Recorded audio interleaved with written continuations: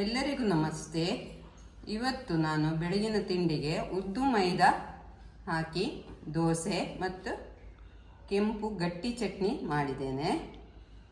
ಹೇಗೆ ಮಾಡುವುದೆಂದು ತೋರಿಸಿಕೊಡ್ತೇನೆ, ಬನ್ನಿ. ಈ ಗ್ಲಾಸಲ್ಲಿ 1 ಗ್ಲಾಸ್ ಉದ್ದು ತಗೊಂಡಿದ್ದೇನೆ. ಇದನ್ನು ಚೆನ್ನಾಗಿ ತೊಳೆದು 2-3 ಬಾರಿ ನೆನೆ ಹಾಕ್ತೇನೆ. ಸುಮಾರು ಒಂದು 5ರಿಂದ 6 ಗಂಟೆ ಸಾಕು. 5 ಗಂಟೆ ಕಾಲ ನೆಂದಿದೆ. ಈಗ ಇದನ್ನು ಚೆನ್ನಾಗಿ ತೊಳೆದು ರುಬ್ಲಿಕ್ಕೆ ತಗೊಂಡು ಹೋಗ್ತಾ ಇದ್ದೇನೆ. ಆಗಿದೆ, ಇದು ಪಾತ್ರೆಗೆ ಹಾಕ್ತೇನೆ. ಆಗಿದೆ ಇದು.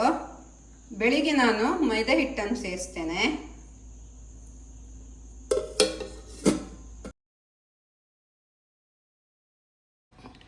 ಎರಡೂವರೆ ಗ್ಲಾಸ್ ಮೈದಾ ತಗೊಂಡಿದ್ದೇನೆ.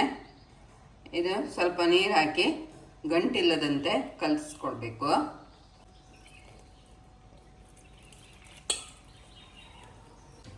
ಇದೇ ಗ್ಲಾಸಲ್ಲಿ 3 ಗ್ಲಾಸ್ ನೀರು ತಗೊಂಡಿದ್ದೆ. ಹಿಟ್ಟು ಕಲಿಸ್ಬೇಕಾದ್ರೆ ಇದನ್ನು ಇದಕ್ಕೆ ಹಾಕ್ತೇನೆ.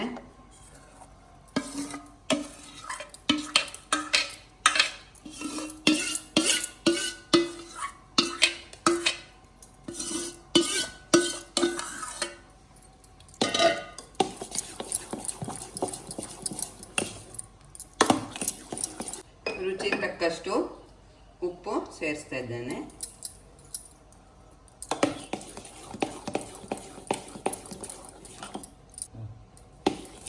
ಉದ್ದು ಮತ್ತೆ ಮೈದಾ ಹಿಟ್ಟು ರೆಡಿಯಾಗಿದೆ.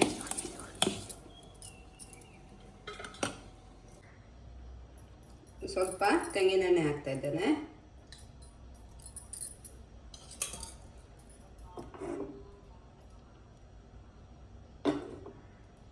ಒಂದು ಮುಷ್ಟಿ ಒಣಮೆಣಸು,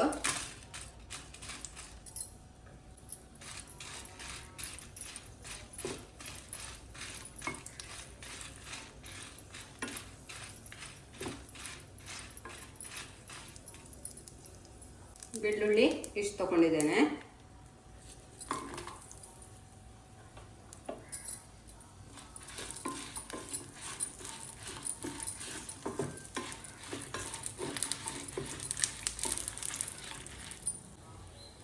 ಹುಣಸೆ ಹಣ್ಣು,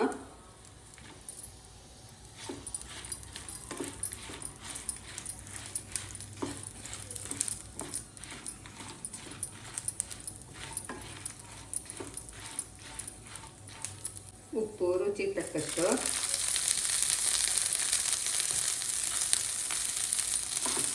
ಹರಳು ತಗೊಂಡಿರೋದು. ಪುಡಿ ಉಪ್ಪು ಸಹ ತಗೊಳ್ಬೋದು. ಹಾಂ, ಅದು ಕಾಯಿ ಸಂಗ್ರಹ ಹಾಕಿದ್ರು ಒಳ್ಳೆಯದು. ಈಗ 2 ಮುಷ್ಟಿ ಕಾಯಿ ಹಾಕ್ತೇನೆ.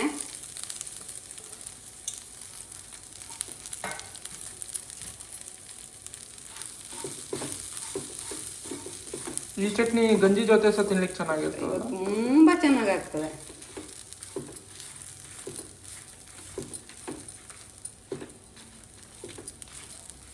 ಬಿಸಿ ಬಿಸಿ ಗಂಜಿ ಜೊತೆ ಉಪ್ಪಿನಕಾಯಿ ಚಟ್ನಿ ಇದ್ರೆ. ಉಪ್ಪಿನಕಾಯಿ ಬೇಕಂದಿಲ್ಲ, ಈ ಚಟ್ನಿ ಇದ್ರೆ ಸಾಕು ನಂದಲಿಕ್ಕೆ.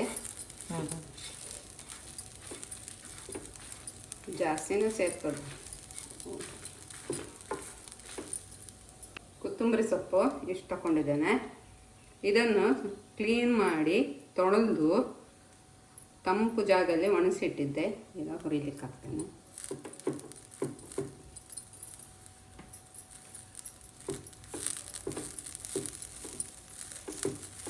ಹೆಚ್ಚು ಹುರಿಯುವುದು ಬೇಡ. ಇದು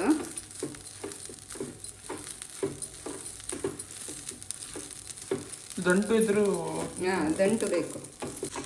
ಆಗಿದೆ ಇದು.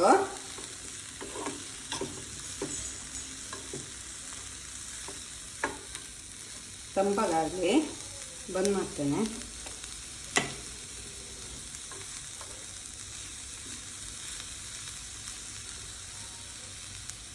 ನೀರು ಸೇರಿಸಿಲ್ಲ ನಾನು.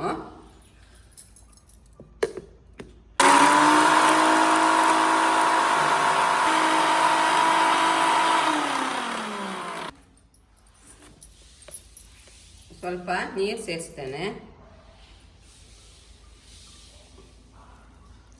ರುಬ್ಬುವ ಕಲ್ಲಲ್ಲಿ ರುಬ್ಬಿದ್ರೆ ನೀರು ಸೇರಿಸೋ ಅವಶ್ಯಕತೆನೇ ಇಲ್ಲ.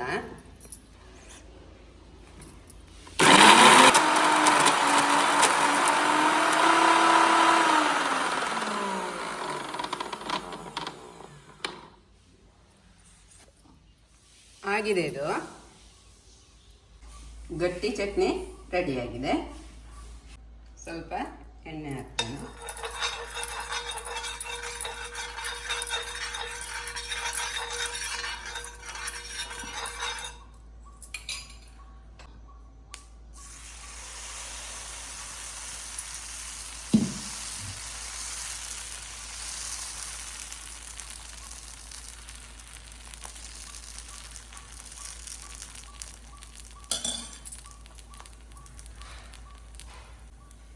ಮುಚ್ಚುತ್ತೇನೆ.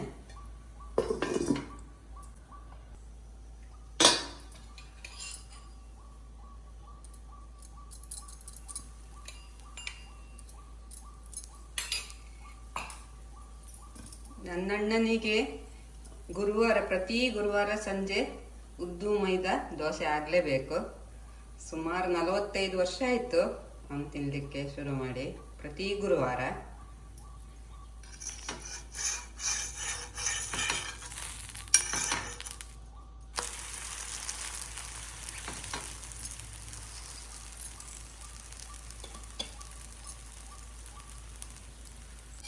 ಆಗಿದೆ, ತೆಗಿತೇನೆ.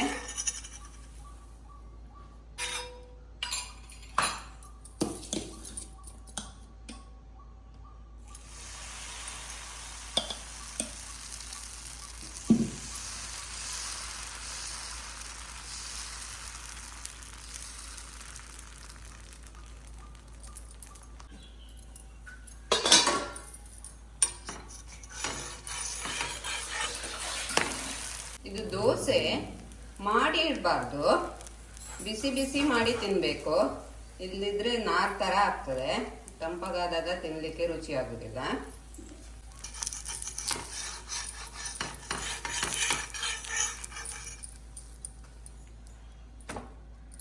ನನ್ನ ವಿಡಿಯೋಸ್ ಇಷ್ಟ ಆಗಿದ್ರೆ ಲೈಕ್ ಕೊಡಿ, ಕಮೆಂಟ್ಸ್ ಮಾಡಿ, ಆದಷ್ಟು ಶೇರ್ ಮಾಡಿ.